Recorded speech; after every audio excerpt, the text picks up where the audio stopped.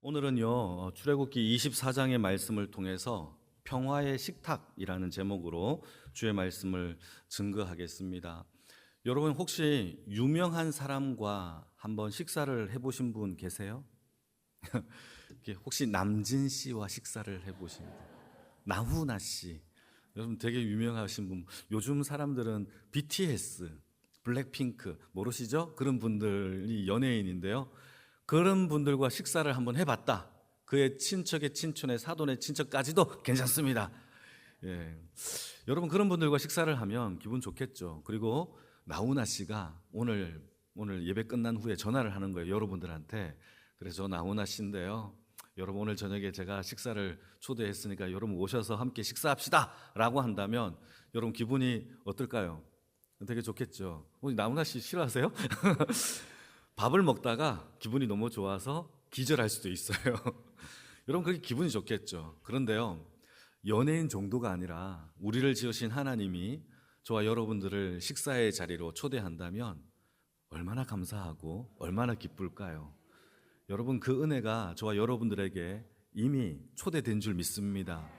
그게 오늘 본문에 나오는 거예요. 이 세상을 창조하신 하나님이 이스라엘 백성, 죄인이잖아요. 종되었던 사람들이잖아요. 그들을 불러다가 하나님 앞에서 상을 차려놓고 함께 식사를 하는 장면이 펼쳐집니다. 근데 여기서 한 가지 중요한 것을 짚고 넘어가야 됩니다. 여러분 식사를 한다라는 그 의미는 무슨 뜻이냐면 서로 맞대어 얼굴을 보고 식사를 하는 거죠. 등지고 식사하는 사람은 없어요. 그러니까 식사를 한다라는 것은 서로 얼굴을 대면한다라는 뜻이란 말이죠. 그런데 하나님을 대면하면 죄인들은 어떻게 되죠? 죽어요. 그러니까 식사의 자리에서 하나님을 본다, 대면한다라는 것은 죄인들은 그냥 죽는 거예요. 모든 사람이 다 죄인이니까. 이 제 얘기가 아니에요. 출애굽기 33장의 이야기입니다. 한번 읽어볼까요? 20절 말씀인데요, 같이 읽겠습니다. 시작. 또 이러시되 내가 내 얼굴을 보지 못하리니 나를 보고 살 자가 없음이니라. 하나님을 보고 산 사람은 없어요. 이게 성경에서 말하고 있는 거룩하신 하나님을 보면 죽는다라는 그 진리인 거죠. 여러분 창세기 32장에도 무슨 내용이 나오느냐 하면 야곱이라는 사람이 야복강 나루터에서 하나님을 대면하는 사건이 벌어집니다. 이때 야곱이 하나님을 만났다, 하나님을 대면했다라는 의미에서 그 땅의 이름을 브니엘이라고 지어요. 브니엘의 뜻은 하나님의 얼굴이라는 뜻이거든요. 그때에 야곱이 브니엘이라고 이름을 짓고는 했던 말이 있어요. 제가 한번 읽어볼게요. 내가 하나님을 대면하여 보았으나 내 생명이 보존하였다라고 야곱이 고백을 합니다. 이 말이 무슨 뜻이냐면 하나님을 보면 나는 죽어야 되는데 난 죽지 않고 보존했다라는 그런 의미란 말이죠. 그러니까 오늘 본문에서 하나님이 이스라엘 백성 장로 70명을 초대하여서 함께 얼굴을 뵙고 식사를 했다라는 것은 죽어 마땅한 일이란 말이죠. 같이 한번 읽어볼까요? 오늘 본문 11절입니다. 같이 읽겠습니다. 시작. 하나님이 이스라엘 자손들의 존귀한 자들에게 손을 대지 아니하셨고 그들은 하나님을 뵙고 먹고 마셨대요. 당연히 죽어야 되겠죠. 그런데요, 오늘 이스라엘 백성들은 죽지 않았어요. 그리고 하나님을 뵙고 먹고 마시면서 하나님의 식사의 자리에서 그 은혜를 누리고 있다라는 것이죠. 그러면 도대체 이 본문의 이야기가 무슨 뜻일까? 그리고 하나님이 우리에게 주시는 메시지는 무엇일까? 오늘 설교의 핵심입니다. 성경에서 말하고 있는 것은 하나님은 거룩하신 분이시기 때문에 죄인들이 하나님을 대면하면 죽습니다. 그럼에도 불구하고 그 죄인이 죽지 않았다라는 것은 인간에게 능력이 있어서가 아니라 하나님이 우리를 긍휼과 은혜로 베풀어 주셨기 때문에 살 수 있다라는 사실을 기억하셔야 되죠. 모든 은혜는요, 인간이 스스로 만들어내는 게 아니에요. 하나님 같이 식사합시다 라고 해서 펼쳐진 식사가 아니라 하나님이 초대해야만, 하나님이 불러주셔야만 하나님 앞에 상이 차려진다라는 사실을 기억해야 돼요. 그래서 오늘 본문 1절 같이 한번 읽어보실까요? 같이 읽겠습니다. 시작. 또 모세에게 이르시되 너는 아론과 나답과 아비후와 이스라엘 장로 70명과 함께 여호와께로 올라와 멀리서 경배하고. 그러니까 여러분, 이 자리의 시작은요, 하나님이 시작하셨어요. 하나님이 초대하셨어요. 모든 은혜는요, 하나님이 시작하시는 줄 믿으시길 축복합니다. 그러니까요, 우리는 하나님을 기다리는 것밖에 할 수 있는 게 없죠. 그게 기도이고 하나님을 경배하는 거예요. 여러분, 하나님의 모든 은혜는요, 하나님으로부터 시작이 돼요. 70명의 장로가 올라가서 자, 우리가 스스로 만들어 봅시다 라고 해서 만들어진 식탁의 자리가 아니에요. 모든 은혜의 시작은 바로 하나님으로부터 시작된다라는 사실이죠. 이스라엘 백성들이 광야 40년 동안에 그들이 광야에서 먹고 마시고 그리고 안전하게 지냈던 모든 이유가 하나님께서 그들에게 은혜를 베풀어 주셨어요. 그들이 건강해서 싸움을 잘해서 적들이 공격을 하지 않았고 건강해서 죽지 않았느냐? 그게 아니죠. 하나님이 40년 동안 그들을 지켜주셨고 보호하여 주셨고 시내산 앞에 도착하게 하셨고 하나님의 율법을 하나님이 먼저 들려주셨고 이것을 지키겠다라고 했던 백성들에게 하나님의 주권적 역사로 언약 백성으로 하나님이 삼아주신 거예요. 너 내 언약 백성이야, 내 백성이야 라고 하나님이 삼아주신 거예요. 여러분, 이것을 믿으십니까? 우리의 삶도 마찬가지예요. 우리 스스로 이 자리에 나왔다? 여러분, 그건 아니에요. 내가 스스로 내가 목사가 되어 이것도 아니에요. 여러분, 이 자리에 나올 수 있도록 하나님이 은혜와 긍휼과 자비를 베풀어 주지 않으면 우리는요, 이 자리에 나올 수가 없어요. 그래서 감사죠. 어떻게 우리가 이 자리에 나와 하나님 앞에 예배드리면 이게 우연입니까? 아니에요. 하나님께서 우리를 오늘도 보이지 않는 초대장을 통하여 우리가 초대되어 이 예배의 자리에 있는 줄 믿으시길 축복합니다. 그래서 오늘 본문의 사건을요, 종교개혁자 칼빈이라는 사람은 이렇게 이 본문을 해석해 놓았어요. 제가 적어 왔는데 제가 한번 읽어볼게요. 여러분들 눈으로 보시고요.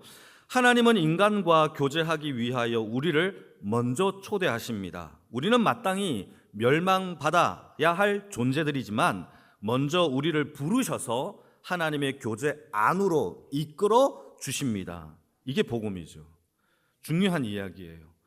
여러분, 우리를 택하시고 하나님이 불러주심이 없으면 우리는 그 은혜의 자리로 들어갈 수가 없어요.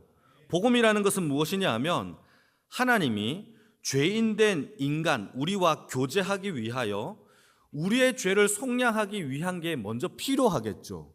그래서 그의 아들 예수를 이 땅에 보내어 주시고 우리가 마땅히 죽어 심판받아야 할 그 자리에 예수님이 우리 대신 죽으시고 심판받으셔서 복음의 식탁의 자리를 하나님께서 차려주시고 예수님의 살과 피를 먹고 마시면서 차려진 밥상에 하나님의 평화와 화평이 우리에게 임재된 사건이 복음이에요. 여러분, 매우 중요한 얘기죠. 방금 이야기한 것은 여러분 다 외우셔야 돼요. 이건 외워야 되는 문제예요. 기억이 안 나면 외우세요.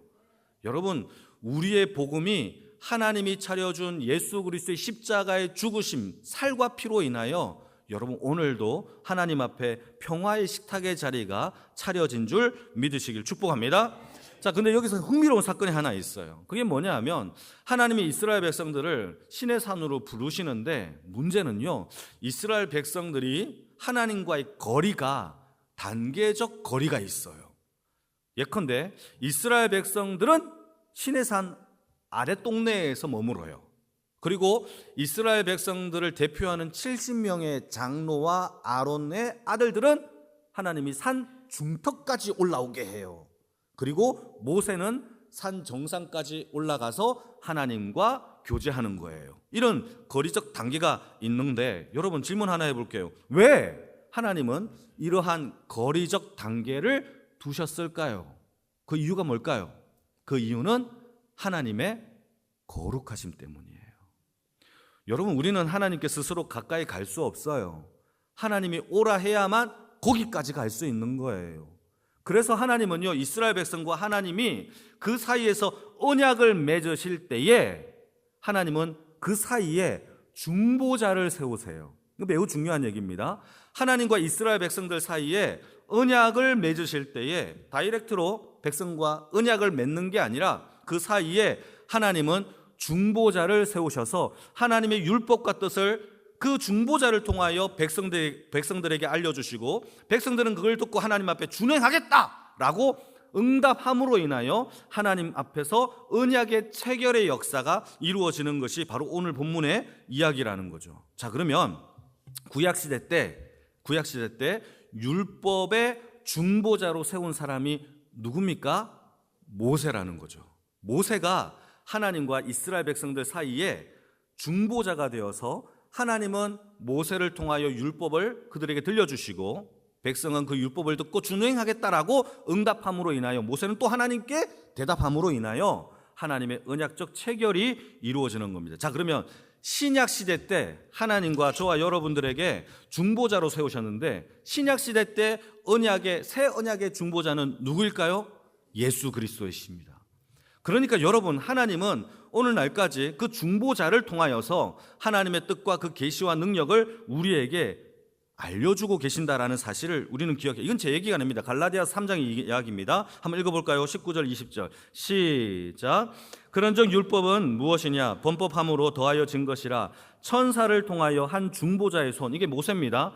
천사를 통하여 중보자의 손으로 베푸신 것인데 약속하신 자손, 이건 예수입니다. 예수님이 오시기까지 있을 것이라. 그 중보자는 한 편만 위한 것이 아니나 하나님은 한 분이시니라. 같이 읽자고 할 때 같이 읽어주시면 감사합니다. 하나님은요, 구약시대 때 모세를 중보자로 세우셨고 새 언약의 시대 때는 예수 그리스도를 중보자로 세우셨어요. 그리고 우리에게 들려주신 하나님의 언약적 체결이 이루어졌다라는 것이죠. 할렐루야. 자, 이거 이제 이걸 기억하셔야 됩니다. 자, 그리고 한 가지만 더 읽어볼게요. 히브리서 9장을 보시게 되면 또 나와요, 이 이야기가. 같이 한번 읽겠습니다. 15절 시작. 이로 말미암아 그는 새 언약의 중보자이신, 이게 예수 그리스도의 복음의 언약이죠. 이는 첫 언약 때, 이건 율법의 언약이죠. 이거 범한 죄를 속량하시려고 예수님이 이 땅에 오셔서 영원한 기업으로 우리를 삼으셨다라는 것이 성경의 이야기입니다. 자, 근데 여기서 갈라디아서에 보게 되면 하나님이 이스라엘 백성들에게 율법을 전해줄 때에 백성에게 모세를 통하여 율법을 전해주었다라고 우리는 방금 배웠잖아요. 그런데 갈라디아서에 보게 되면 바울은 이 율법을 모세가 천사에게 받았다라고 우리가 방금 읽었어요. 그러니까 바울은 하나님 앞에 율법을 받을 때 천사를 통하여 받았다라는 것이죠. 그 이유는 모세 또한 하나님 앞에 죄인이기 때문에 하나님을 대면할 수가 없는 거죠. 그래서 천사를 통하여서 하나님의 계시를 받았다라고 이야기합니다. 근데 이건 여기에서만 끝이는 게 아니에요. 사도행전 7장 53절에도 보게 되면 서대반 집사님이 순교를 할 때 이런 이야기를 합니다. 설교 중에 같이 읽겠습니다. 시작. 너희는 천사가 전해준 율법을 받고도 지키지 아니하였다. 그러니까 궁극적으로 이스라엘 백성들이 모세를 통하여 율법을 받은 것은 천사를 통하여 또 모세가 받고 천사는 하나님을 통하여 율법을 받았다라는 것을 우리는 이제 생각을 할 수가 있는 것이죠. 정리해 봅시다. 시내산 언약은 하나님과 이스라엘 백성들 사이에서 중보자 모세를 통하여서 하나님이 천사를 통하여 율법을 전해주었고 모세는 또 그 율법을 백성들에게 들려줌으로 인하여 백성들은 아멘 준행하겠습니다 라는 응답을 통하여 언약적이 체결이 되어진 거죠. 한번 읽겠습니다. 3절입니다. 같이 읽겠습니다. 시작. 모세가 와서 여호와의 모든 말씀과 그의 모든 율례를 백성에게 전하매 그들이 한 소리로 응답하여 이르되 여호와께서 말씀하신 모든 것을 우리가 준행하겠습니다 라고 모세에게 대답해요. 그럼 모세가 올라가서 하나님께 이 모든 것을 얘기하는 거죠.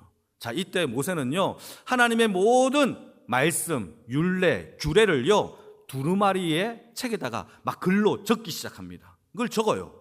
하나님 앞에 하나님의 모든 율법과 규례를요 문서화를 만들어서 글로 적어요. 그리고 이른 아침에 내려가서 산 아래로 내려가서 이스라엘 백성들에게 이걸 들려주고 지키겠다라고 하니까 12부족 한 사람들이 하나씩 돌을 가져와요. 12개의 돌을 딱 세워놓고 청년들을 데려다가 번제와 화목 제물을 하나님 앞에 드리는데 이때 번제와 화목 제물에서 나온 짐승의 피를요 양푼이 반반 나누어서 두 그룹으로 나누어요.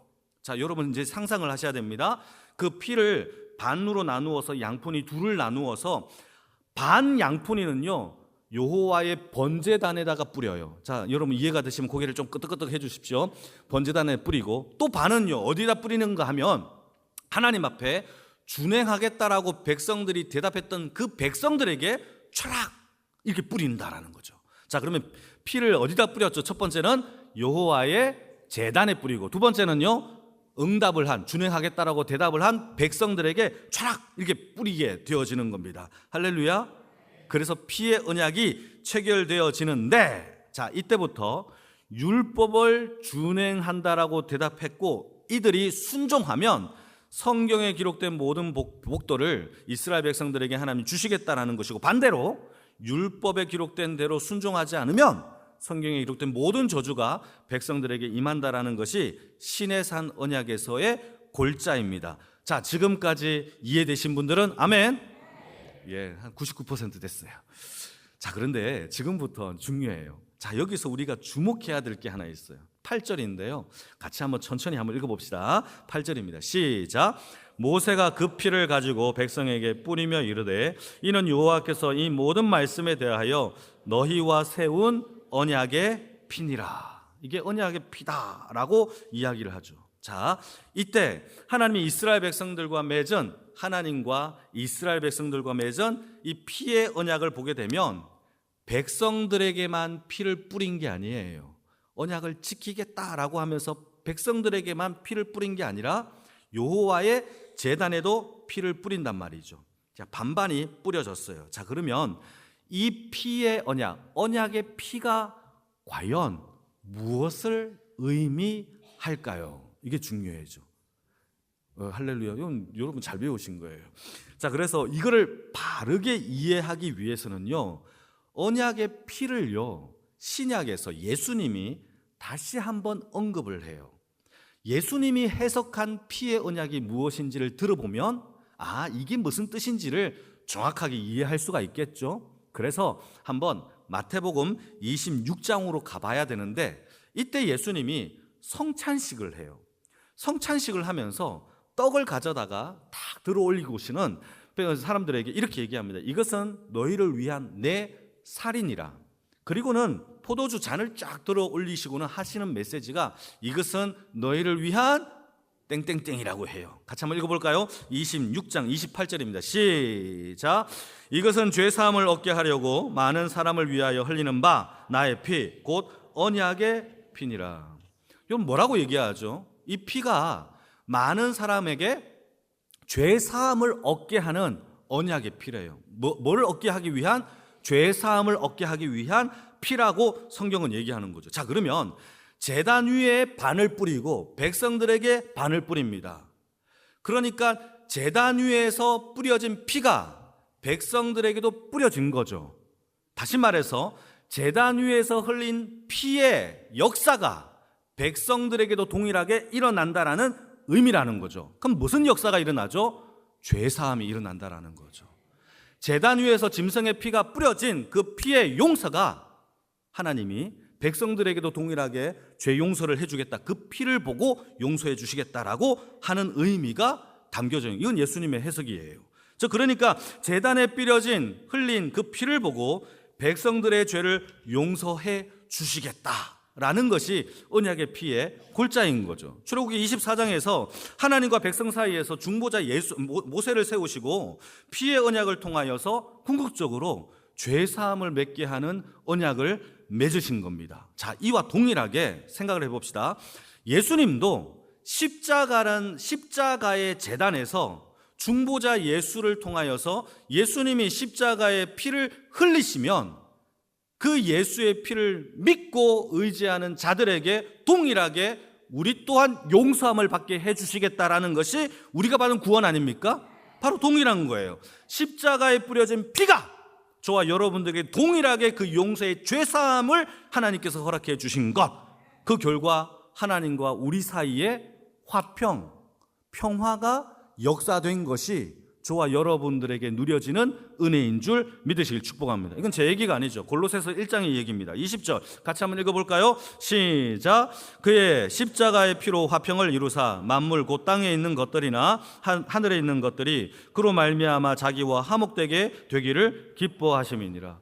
여러분, 예수님의 십자가의 죽음이 없는 한 저와 여러분들에게는 기쁨과 행복과 화평과 여러분 그 은혜를 누릴 수 있는 그 시작도조차도 못해요. 오직 십자가의 사건을 통하여서 은혜와 복을 저와 여러분들이 누리는 줄 믿으시길 축복합니다. 보혈이 없으면 오늘까지, 예수님의 십자가의 보혈이 없으면 오늘까지 저와 여러분들은 하나님과 원수예요. 그냥 눌러 죽이면 진노와 심판밖에 받지 못하는 그런 죄인들이에요. 그러나 하나님께서 먼저 찾아와 주시고 먼저 언약과 하나님께서 죄사함의 언약을 허락하여 주심으로 우리가 용서함을 받은 것이 그 은혜이고 화평이고 복음이 아니겠습니까? 여러분, 그 죄사함을 받은 약속된 자들에게 하나님이 어떤 복을 주시느냐, 그게 바로 오늘 핵심이죠. 한번 읽어볼까요? 9절에서 11절까지인데요 하나님이 주신 복을 같이 한번 읽겠습니다. 시작. 모세와 아론과 나답과 아비후와 이스라엘 장로 70인이 올라가서 이스라엘의 하나님을 보니 그의 발 아래에 청옥을 편듯하고 하늘같이 청명하더라. 하나님이 이스라엘 자손들의 존귀한 자들에게 손을 대지 아니하셨고 그들은 하나님을 뵙고 먹고 마셨더라. 할렐루야. 여러분, 이런 일이 역사되어진 거죠. 보면 죽어야 되는데 죽지 않았어요. 그 이유가 뭐죠? 하나님이 피를 보고 용서하여 주신 하나님의 긍휼과 자비가 이제 이루어졌기 때문인 줄 믿으시길 축복합니다. 하나님이 차려주신 식탁의 자리는요 화평이에요. 죽음이 없어요. 할렐루야. 그래서 11절 말씀을 보시게 되면 이때 이스라엘 자손들이 하나님을 보았지만 그들에게 손을 대지 아니했대. 이때 손을 대지 않는다라는 것은 터치가 아니라 죽이지 않았다라는 뜻이에요. 여러분, 왜 죽이지 않았습니까? 제단에 뿌려진 그 피를 보고 백성들의 죄를 하나님이 용서해 주셨기 때문입니다. 이게 첫 번째 속량함을 받은 주의 백성들이 받는 첫 번째 복이에요. 주를 보고도 죽지 아니하는 은혜의 보좌 앞에 담대히 나아가는 하나님을 아빠라 부를 수 있는 그 은혜가 저와 여러분들에게 있는 줄 믿으시길 축복합니다. 여러분, 하나님의 은혜는 여기서 그치지 않아요. 두 번째 복이 바로 이어서 설명되어집니다. 그게 뭐냐? 이제 하나님과 함께 먹고 마시는 식탁의 자리를 우리에게 베풀어 주셨다라는 것이죠. 여러분, 우리나라 사람들도 마찬가지죠. 같이 식사를 한다라는 게 어떤 의미예요? 친하다라는 그런 의미 아니겠습니까? 같이 밥을 먹고 교제한다라는 게 아니겠어요? 그런데요, 고대 근동 중동 사람들은요 식탁의 자리에서 같이 밥을 먹는다라는 게 또 다른 의미가 있어요. 그 의미가 무엇이냐면 너와 내가 화평하다, 평화롭다라는 것을 선포하기 위하여 식탁의 교제를 한다라는 겁니다. 이건 제 얘기가 아니에요. 창세기 28장의 말씀을 보시게 되면 한 사건을 제가 한번 얘기해 볼게요. 이삭이 이 땅에, 가나안 땅에 기근이 일어납니다. 기근이 일어나서 더 이상 먹을 게 없으니까 어디를 들어가느냐? 블레셋에 있는 그랄 땅으로 들어가요. 여러분, 그랄 땅에 들어가서 농사를 짓기 시작하는데 기근이 일어났으니까 농사가 잘 안 될 거 아닙니까? 근데 이삭은요 그랄 땅에서 농사를 지었는데 몇 배? 100배나 소출을 얻은 거예요. 자, 그러자 블레셋 사람들이 좋아했을까요? 시기했을까요? 엄청 시기합니다. 그런데 이 시기 중에서 또 이삭이 땅을 팠더니 땅에서 물이 나와요. 우물이 생긴 거예요. 그러자 블레셋 사람들이 시기심이 끝까지 차올랐어요. 그리고는 그 우물을요 흙으로 다 메꾸고는요 하는 말이 떠나라, 텃세를 부리는 거죠. 너는 이 땅에서 못 살아, 나가! 라고 해서 이삭이요 그냥 나가버립니다.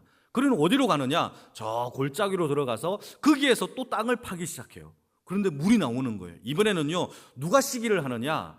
이 골짜기에 있는 양치는 목자들이 막 쫓아와가지고 이거 우리 건데 라고 얘기를 해요. 이거 제 얘기가 아니에요. 진짜 그래요. 걔네들이 하는 말이 우리 거야 라고 해요. 그리고는 빼앗아 갑니다. 그때 이삭은요 그래 가져가라 라고 하면서 또 다른 곳에 우물을 파요. 그랬더니 또 물이 나오는 거죠. 여러분, 이것을 잠자코 봤던 사람이 한 명 있어요. 그 사람이 누구냐? 블레셋 왕 아비멜렉이 보고는요 우와, 저 이삭을 함부로 건드렸다가는 우리가 죽을 수도 있겠다. 그래서 아비멜렉이 자신의 군대 장관과 함께 가서 이삭에게 이런 얘기를 합니다. 너와 내가 화평조약을 맺자. 나도 너를 안 건들고 너도 나 건들지 말자 라고 하면서 화평조약을 맺는데 한번 읽어볼까요? 화평조약에 한번 창세기 26장 28절입니다. 같이 읽겠습니다. 시작. 그들이 이르되 여호와께서 너와 함께 하심을 우리가 분명히 보았으므로 우리 사이 곧 우리와 너 사이에 맹세하여 너와 계약을 맺으리라 하면서 계약을 맺어요. 이제는 너와 내가 이제 화평하다 라고 하면서 화평의 조약을 맺고 하는 바로 뒷 행동이 식사였어요. 그것도 한번 읽어볼까요? 30절입니다. 같이 읽겠습니다. 시작. 이삭이 그들을 위하여 잔치를 베풀매 그들이 먹고 마셨다라는 거죠. 그 이후에 평안이 돌아갔다라는 것이 성경의 이야기예요. 그러니까 여러분 고대 중동 사람들은 하나의 식사의 자리가요 그냥 친하다 정도가 아니라 너와 내가 화평하다라는 것을 강력하게 의미하는 내용이에요. 그러니까 이건 중요하죠. 또 누가복음 14장의 말씀을 보게 되면 또 재미나는 하나의 이야기가 나와요. 누가복음 14장에 보게 되면 어떤 주인이, 예수님의 비유인데요, 어떤 주인이 자기 아들의 혼인잔치를 엽니다. 혼인잔치를 열었는데 이 주인을 가만히 보니까 이 주인이 그 땅에서 굉장히 높은 사람 같아요. 돈이 많든지 굉장히 높은 사람이든지 왕이든지 지주이든지 이런 사람인 것 같아요. 그래서 초대된 사람들이 다 어떻게 행동을 하느냐 하면 이 혼인잔치의 그 주인과 함께 같이 밥을 먹으려고, 그 옆자리에 앉으려고 사람들이 다 주인의 옆자리에 앉으려고 막 아등바등 하는 거예요. 그래서 어떤 사람이 그 주인의 옆자리에 딱 앉았어요. 근데 주인이 갑자기 벌떡 일어나더니 하는 말이, 내 옆자리에 앉은 사람을 향하여 너 일어나, 너 말석으로 가, 말석에 앉은 사람 너 내 옆으로 와 라고 했대요. 여러분 이게 제 얘기가 아니에요. 성경에 나오는 이야기예요. 마치 내가 지어낸 것처럼 느껴질 수 있지만 그렇지 않아요. 여러분 이게 무엇을 의미하는 걸까요? 여러분 식탁의 자리에 어디에 앉느냐가 주인과의 관계와 친분의 정도를 나타낸다라는 것이죠. 그만큼 식탁의 자리는 매우 중요한 거예요. 하나님은 오늘 이스라엘 백성을 대표하는 70명의 장로를요 산 아래에서 올라와 오라고 명령을 하십니다. 더 가까이 오라고, 그리고 상을 차려주시고 그들과 함께 식탁의 교제를 한다라는 거죠. 그 말은 무슨 뜻이냐? 이제 너희들은 종이 아니야, 죄인이 아니야, 이제는 너희들은 노예가 아니야, 이제는 나와 함께하는 언약의 백성이고 내 가족이고 내 자녀야 라는 것을 의미하는 거예요. 이것이 바로 속량함을 받은 두 번째 자녀들이 누리는 하나님과의 교제인 것이죠. 여러분 구약의 백성들은요 하나님을 아빠라고 불렀을까요? 못 불렀을까요? 못 불러요. 우리는요 하나님을 아빠라고 부른다니까요.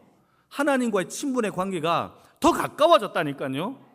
주와 더불어 먹고 살 수 있는 은혜가 복음 안에서 이루어졌어요. 근데 구약의 백성들보다도 교제를 안 해요? 그러면 안 되죠. 우리는요 예수 그리스도의 살과 피로 인하여 하나님의 자녀가 되었고 더 깊은 교제가 이루어진 거예요. 그런 교제의 삶을 살기를 축복합니다. 천사들도요 하나님을 아빠라고 불러요? 못 불러요. 천사들이 날아가다가 우리가 하나님을 아빠라고 부를 때 천사가 너무 놀래가지고 어쩌스까 라고 하면서 놀라는 거예요. 그게 실제적으로 일어나는 거죠. 여러분, 저와 여러분들은 하나님을 아빠라 부를 수 있는 식탁의 교제로 초대함을 받은 줄 믿으시길 축복합니다. 구약의 백성들만 이렇게 초대받은 게 아니에요. 저와 여러분들도 오늘도 우리는 하나님의 예수 그리스도의 살과 피로 이 성찬을 통하여서 그것을 항상 확인하고 주님 다시 오실 때까지 그것을 기억하는 기념일로 우리가 식탁의 자리에 초대받았음을 기억하기를 축복합니다. 하나님의 백성이고 자녀다라는 것을 선포하는 시간인 거죠. 그래 주의 성찬에 그의 식탁에 하나님 앞에 참여한다라는 것은 첫째, 우리가 예수 그리스도의 보혈로 죄사함을 받았다라는 뜻이고, 두 번째는요 하나님과의 관계가 우리는 원수가 아니야 화평이야 라는 것을 선포하는 것이고, 셋째 하나님과 우리는 교제한다라는 것이 저와 여러분들이 받은 하나님이 주신 복인 줄 믿으시기를 축복합니다. 자, 그러면 성찬의 날만 하나님과 교제하는 것입니까? 그렇지 않죠. 우리에게 가장 귀한 선물 성령을 우리에게 주셔서 성령을 통하여 주님과 날마다 동행하게 하시고 성령님은요, 이름이 두 개가 있어요. 하나는 예수 그리스도의 영, 또 하나는 하나님의 영. 성령이 안에 있다라는 것은 하나님과 예수 그리스도와 함께 교제한다라는 거예요. 그 교제함으로 인하여 내가 그에게 들어가 더불어 먹고 나는 그에게 들어가 더불어 먹고 사는 역사가 여러분 오늘도 저와 여러분들에게 일어난 줄 믿으시기를 축복합니다. 그게 우리가 받은 하나님의 엄청난 풍성한 교제의 복인 줄 믿으시기를 축복합니다.